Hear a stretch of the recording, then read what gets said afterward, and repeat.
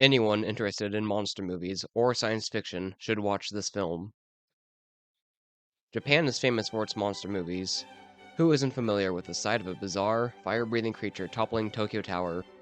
And yet, back in 1954, when science fiction was dominating the American film industry, Japan was monsterless. The man who changed this was the producer Tomoyuki Tanaka, who, as the story goes, was looking out the window of an airplane flying over the Pacific when he began imagining an enormous monster swimming to the Japanese shoreline. After reading about the financial success of 1953's The Beast from 20,000 Fathoms, he decided his concept was profitable and secured the backing from his studio to bring it to life. The novelist Shigeru Kayama was hired to write the initial screenplay.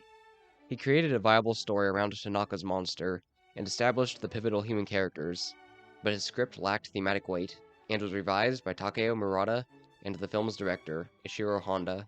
Writing about a giant monster went fine, but depicting one on screen was a monumental problem. It had been done only a handful of times in Western cinema, and never in Japan. This burden fell on the shoulders of an accomplished director of special effects named Eiji Tsuburaya. The original King Kong was a massively influential film to Tsuburaya, and he initially wanted to adopt that film's stop-motion animation, but doing so would have exceeded the film's production schedule by years. So, he came up with a different plan that played into his experience filming miniature models for war movies. He decided to have his team construct a costume which would be worn by a stuntman and filmed on a scale replica of Tokyo. Multiple artists were brought in to design the monster, but ultimately it was production designer Akira Watanabe, sculptor Teizo Toshimitsu, and a dinosaur-themed issue of Life magazine that determined the look of Japan's future nemesis. The costume took 2 tries to construct. The first attempt looked splendid, but was as stiff and heavy as a statue. The second and final costume weighed a dainty 220 pounds and offered the wearer just enough range of movement to walk in a straight line. 2 stuntmen were tasked with playing the oversized dinosaur, Hatsumi Tezuka and Haruo Nakajima, the latter of which would make a career out of performing as movie monsters for the next 18 years. And so, through a stiff, sweaty costume on a miniature city inside a Japanese movie studio, Godzilla was born.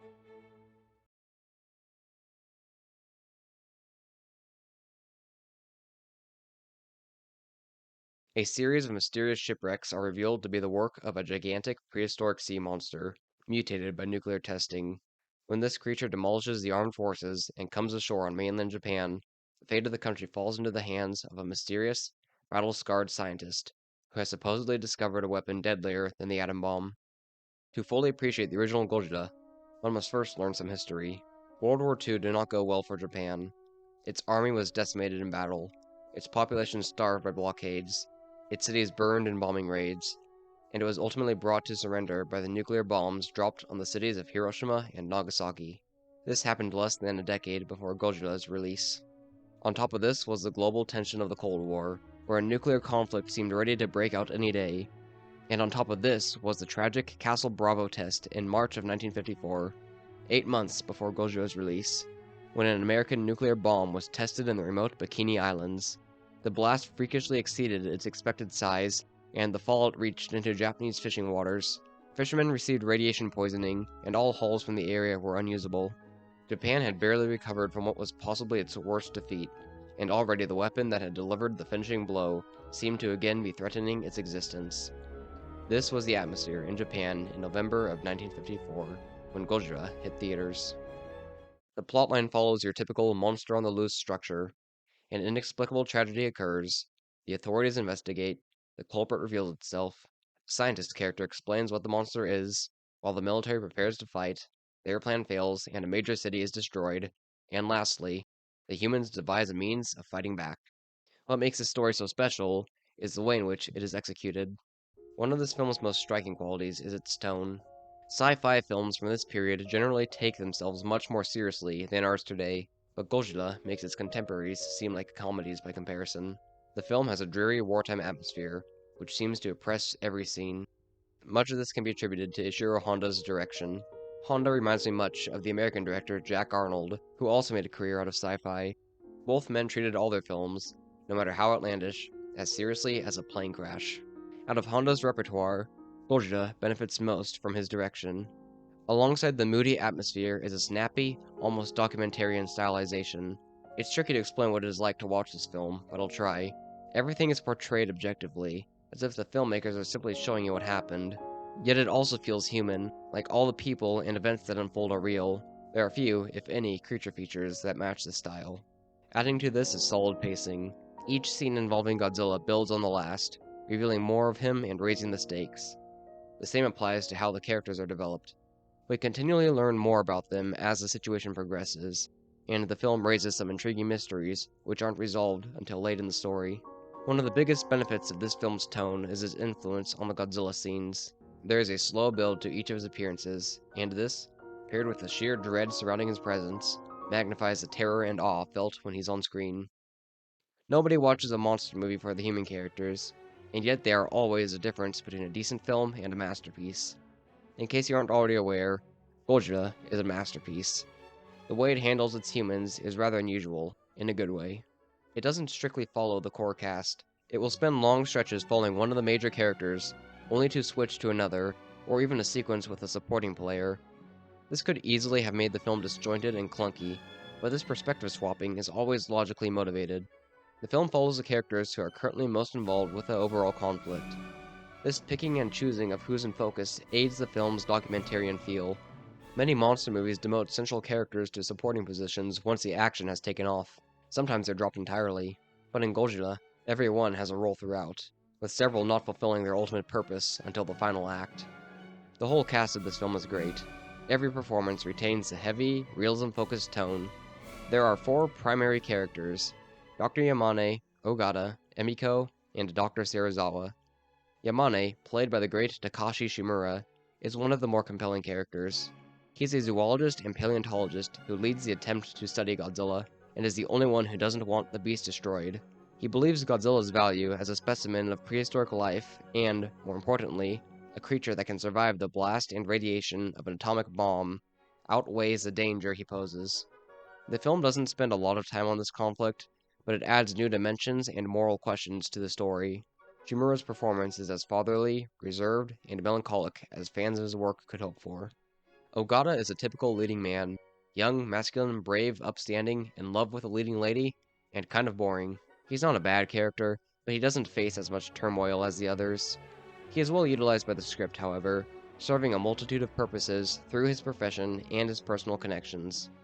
He is played by Akira Takarada, who would appear in another 5 Godzilla movies, 6 if you count his deleted cameo in the Monsterverse.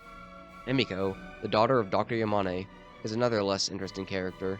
She has been engaged to Serizawa for years, but although she still cares deeply for the man, their relationship is strained, and she has fallen in love with Ogata. She has not told Serizawa about this, but he has shared his darkest secret with her, and she has vowed to keep it, until she realizes his secret could save the world, forcing her to make a heartbreaking decision. Who am I kidding? Emiko's a great character. The film fools you into thinking she's an unnecessary subplot, only to throw her into the center of the pivotal conflict. Momoko Kochi plays the character superbly, and tests the limits of her lungs while she's at it. Serizawa is polite, detached, as if there is some terrible thought constantly preying on his mind. Until 2023's Godzilla Minus One, he was undisputed as the single greatest human character in the entire franchise. Akihiko Hirata, an actor with 6 Godzilla films to his name, turns in the performance of his lifetime and steals every one of his scenes. Although he has the least screen time of the 4, he really is the main character. I have more to say about Serizawa, but it all involves significant spoilers, so I'll save it for the end of the review. While every character is at least above average, Serizawa is the only one who can carry the film single-handedly. Thus, the film's weakest sections occur when neither Godzilla or Serizawa is involved. These parts only make up a fraction of the runtime, so they do little to harm the overall film, but are still dry and tedious to get through. Another minor problem I have with the film is the disconnect between the characters and Godzilla. There's never any clarification as to where the characters are, beyond being in some detached safe zone, where they have a view of the action. Putting them in danger could have added some great tension to the monster scenes. All the classic Godzilla films followed a system of filming the actors and special effects simultaneously. This meant the director had little, if any, time to supervise the effects sequences. This eventually led to conflict among the filmmakers, as the audience for Godzilla gradually shifted from adults to children. Tsuburaya saw this as a chance to have fun with the monsters, and incorporate goofy humor and eccentric fight choreography. Naturally, this clashed with Honda's always serious approach. By Invasion of Astro Monster, this disconnect had become so severe that Honda refused to continue directing for the series, although he would return only 3 years later for Destroy All Monsters. However, when Subaraya and Honda were on the same page, the results were glorious. Gojira is the best example of this. The grim mood and believability that define the human scenes is matched, if not exceeded, by the effects sequences. For all the difficulty the effects team had during production, none of it shows through. Godzilla looks massive and powerful. The stiffness of the costume only enhances the performance, making his movements appear deliberate and inhuman. Low camera angles and smart use of slow motion photography emphasize his scale. The miniature buildings are wonderfully crafted. Each one is demolished in a different and interesting way. Some shots have aged incredibly well, still looking authentic. The rampages never devolve into weightless action. The film makes an effort to show the massive loss of life as fleeing civilians are crushed underfoot and scorched by atomic fire. Godzilla's behavior is quite unlike any of his other iterations, except perhaps the immediate sequel. There isn't any rhyme or reason to what he does. He is like a confused animal lumbering around sporadically. Aside from a few instances of self-defense, his atomic breath is blasted out at random. Godzilla's appearance seems to change from shot to shot. Part of this is the frequent use of a puppet that, although well done for the time, bears little resemblance to the costume. But the way in which the costume and the puppet are designed also causes the angle they are filmed at to greatly impact how they appear on screen. This, paired with the dark, nighttime lighting used for most of Godzilla's scenes, creates the impression, at least for me, that we never really get a good look at him, as if he is too massive and too horrible for the camera to capture accurately. I think Godzilla's design, in terms of both visual and sound, speaks for itself. Everyone knows what Godzilla is and what he looks like. It takes an awfully good design to ingrain a character that deep in the public conscious. His footsteps sound like bombs, and his roar sounds like, well, a mutant dinosaur. There's nothing like it. The man behind this roar was the film's own composer, Akira Ifukube. Ifukube is to Godzilla what John Williams is to, anything John Williams worked on. The film would not be half as effective without his contribution. His iconic main title, when compared to the typical monster movie theme, is highly unconventional. The deep, repetitive strings convey the idea of an inevitable, epic catastrophe. Storm on Odo Island turns the swirling force of hurricane wind and atomic breath into musical form. His Frigate March is the quintessential Godzilla military march, expressing patriotism, strength, hope, and bravery. Godzilla's theme, which, yes, is different from the main title, sounds exactly like Godzilla. Slow, unstoppable rage. The Prayer for Peace and its instrumental variation, Godzilla Under the Sea, are both elegant expressions of human suffering. Ifukube defined the sound of Godzilla and would stay with the franchise for the rest of his career, writing original scores for another 10 Godzilla films, as well as various other movies from the extended continuity. His music is still used in films as recent as -1. In the 50s, every strange phenomenon that didn't come from outer space was a result of radiation and the atom bomb. It was a plot device, a generic go-to explanation for whatever bizarre spectacle was being put on the screen.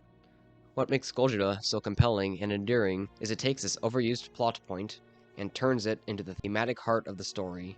In the West, the atom bomb, while a looming fear, was more of an idea than a reality. Japan, on the other hand, had a personal history with the weapon. World War II and the bomb were delicate topics in 1954, and much of Gojira's audience had lived through that time. This makes it all the more shocking that the film explicitly recreates wartime imagery, ships blown to pieces, mobilization of the armed forces, civilian evacuations, burning cities, vast graveyards of rubble, and overcrowded field hospitals. This movie had something to say, and it was not afraid to reopen wounds in the process. Gojira is a story about the escalation of weaponry and the fallout this has on the civilian population. The fighting in the first half of the 20th century resulted in the atom bomb. The atom bomb resulted in Godzilla. Godzilla resulted in the oxygen destroyer. This advancement outpaces human development. Cities are destroyed, populations are annihilated, and the survivors are left to wonder how they can endure the next weapon. The original Gojira has quite the legacy. It single-handedly brought the monster movie to Japan and spawned a franchise consisting of 38 films, with 2 more on the way. Moreover, it is still watched and revered by movie lovers. This couldn't have happened without the technical triumph of Tsuburaya's effects, or the poignant, human-focused story that is never lost among the spectacle. Now, for those of you who haven't seen this movie, like, subscribe, and get out of here. because I want to talk about the ending. After being betrayed by Emiko, confronted by Ogata, and moved to tears by Fukube, Dr. Serizawa decides to use his secret invention, the weapon he thought would remain a secret forever, the Oxygen Destroyer. Tragic irony already envelops this character. He survived the war and dedicated his life to science in the hope of benefiting humanity, only to create the most destructive weapon in history. Knowing the implications of revealing such a creation to the unstable world, he burns years' worth of research. All the while, he knows that, in his mind, there is still the knowledge that created the Oxygen Destroyer. A ship launches into Tokyo Bay and uses a Geiger counter to locate Godzilla. Serizawa wants to face Godzilla alone, but Ogata, being an experienced diver, insists on accompanying him. They gear up in diving suits and plunge to the bottom of the ocean. Take a look at Momoko Kochi's face in this moment.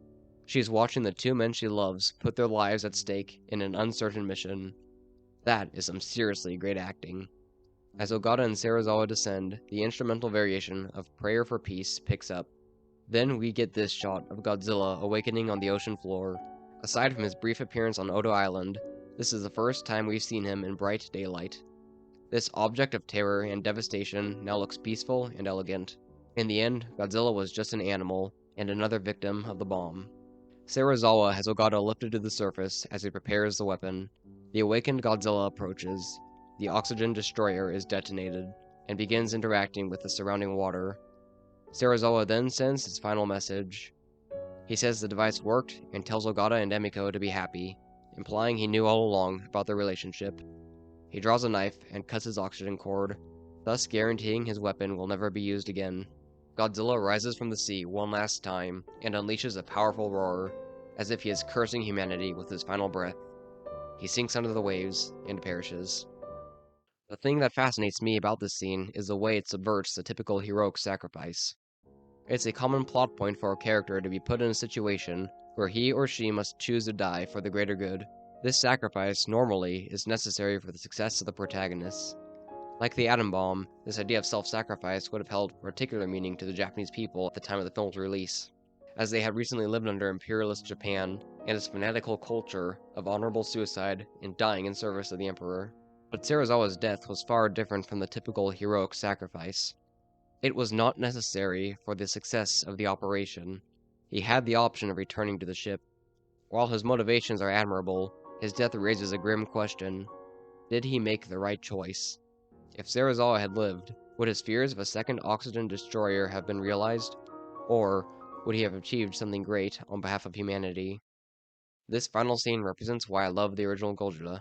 It uses top-quality monster entertainment to tell a superb, tragic, thought-provoking story.